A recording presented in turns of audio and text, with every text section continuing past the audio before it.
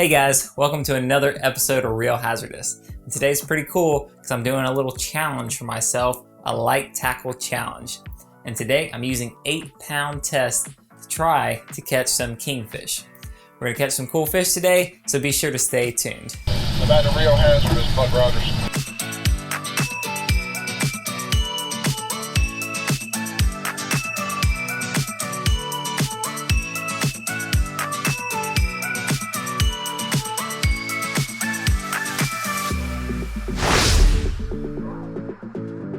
So today we're fishing, myself obviously, my dad, and Cody. Cody's fished with us before.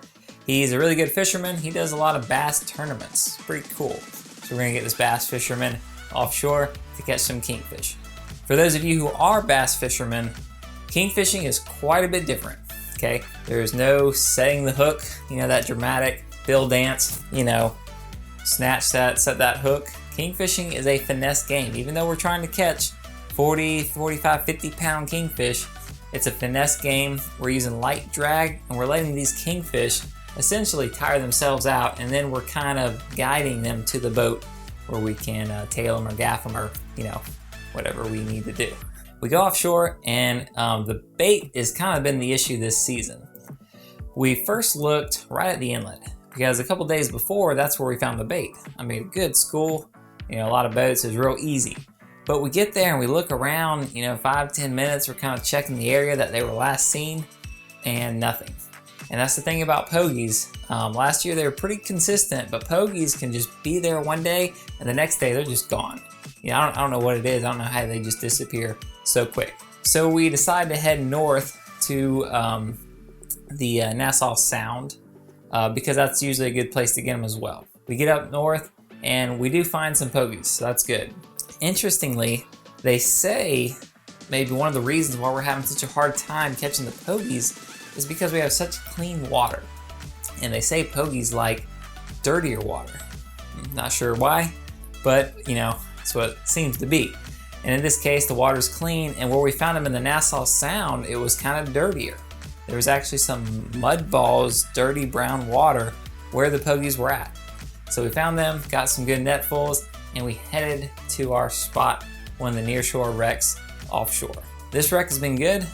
There's been a lot of fish there lately. It's pretty crazy. I don't know how many kings are there, but they've just been there consistently for like several weeks now. So, figure, that's a good place to start, where they were last at. We get out there and we start putting out baits. Not long before we get some fish biting. Yeah. See, coming this way.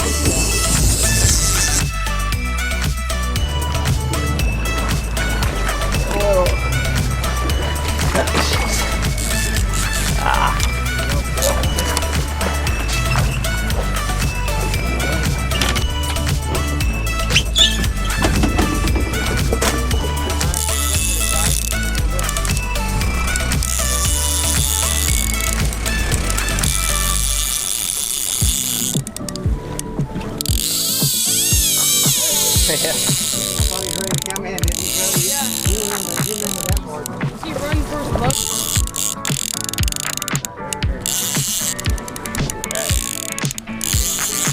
Yeah. Hang on.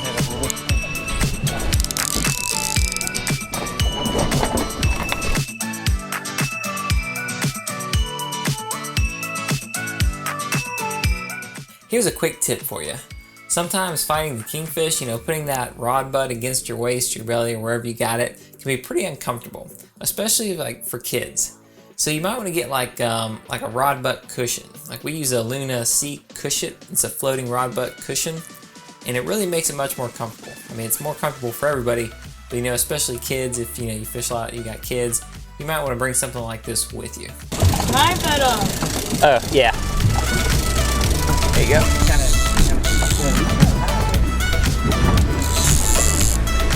Stick it out a little bit. Yeah. It's kind of the opposite of bass fishing, like no jerking. Yeah.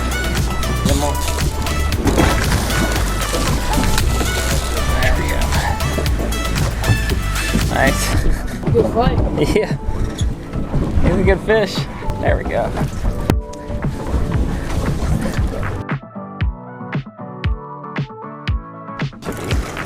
You want me to tail it or? There we go. Yeah. There you go.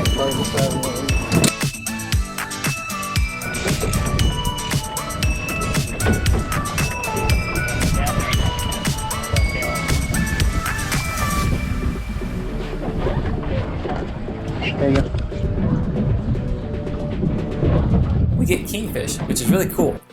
But what was really, you know, I guess not as unique nowadays, is we get another fish on, and it's like, man, this is kind of a funny fighting fish. Doesn't seem like a shark. It's not a kingfish. You know, what is it? Get it up, red snapper. Catching red snapper on kingfish gear. Red snapper, you like good sized, you know, circle hooks, heavy drags, put the smack down on them. Kingfish is finesse, and these these snapper are coming up and hitting our kingfish rigs, you know, on the downrigger, sometimes even higher. They'll come up on the surface. You know, they're so plentiful now, and they're hitting our baits. So that was fun, good practice. Get some pictures, toss them back, and get back to fishing. Dang, he's kind of like barely hooked in the cheek. Ease him back, I'll try to. Hey, Dad, they got line. Yeah, I'm gonna work with that. There we go.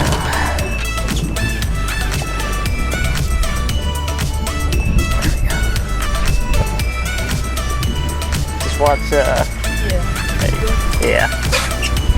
We're doing pretty good, getting some fish. You know, they're biting pretty steadily. You know, my basic kingfish rig, a little J hook and a little treble hook, you know, light drags. Cody's getting the hang of it, you know, just kind of working them in, finessing them. And we're all catching some fish. We got some in the boat, so I'm like, okay, it's time for the ultralight. I took 8-pound test and I rigged it to a TLD 15 and a very, you know, light tipped rod. Put a little shock leader of 30-pound mono, and then the wire 7-strand leader to my little number 6 treble hook. Put it out and we get a fish on, so I'm excited. Take the reel and start fighting the fish. You know, it's not too bad on that 8-pound line. I was a little unsure how it would be, but the thing is, with kingfish, we're already fishing such light drags, you know, that 8-pound isn't terribly different. See, I normally fish, you know, maybe around 3-pound drag on my 20-pound line, which is, you know, 20-pound can do way more drag than that, you know. You can comfortably, I typically do like a third rule. You know, you can easily do 6 pounds, but we do less because we're using tiny hooks and we don't want the hooks to pull out of the fish. It's not a line issue, it's just staying hooked up to the fish.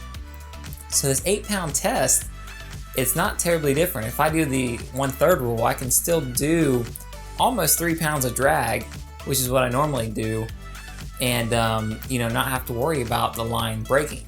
Of course, you know, these fish hit it hard. Sometimes when you hit it really hard, you know, there's a lot of shock. I gotta be careful, so I am going a little bit lighter. I'm right about 2 pounds. And I'm just being really careful. You know, using this lighter line really sharpens your skills, because it's not that you can't handle, you know, the drag. The drag's not too different. It's that there's less room for error, okay? You gotta keep that line away from anything that could nick it. You know, don't let it touch the side of your boat at all. Now, you shouldn't do that with any line, but 20-pound mono's a lot more forgiving than 8. So I'm being real careful. I'm not jerking it. I'm not, you know, putting a lot of pressure on it. I gotta, you know, easily finesse it when I'm ready to kind of guide the fish back to me and work them back. So I'm just doing this very cautiously. There you go, guys. 8-pound test. First time catching kingfish on 8-pound test line. Because now we gotta go smaller. 6, 4. How low can we go?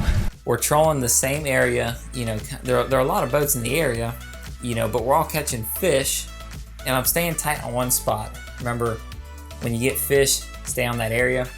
These fish do move around, but generally not too fast, too far. So you kind of catch one and you stay in that area, you catch another one, and you slowly notice a trend, you might be moving some.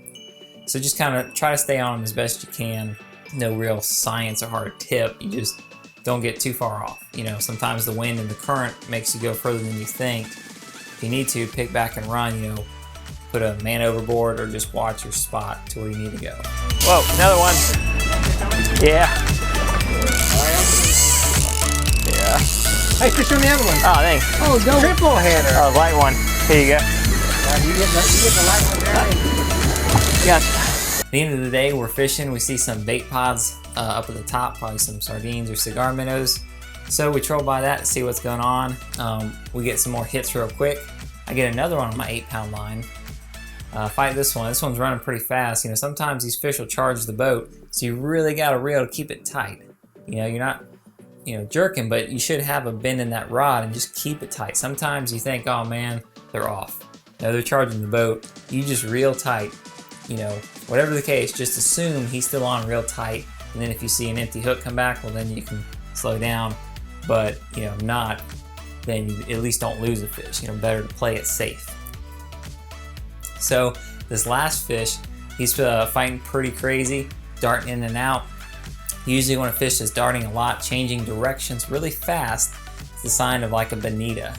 Turns out that's what it was. But that's good because bonito are hard fighting fish, and that's more practice on this 8-pound mono. So I get them to the boat, pretty exciting. 2 for 2 on my 8-pound test. It was a lot of fun. I think it's good practice. It's a good challenge, just fun stuff, something new.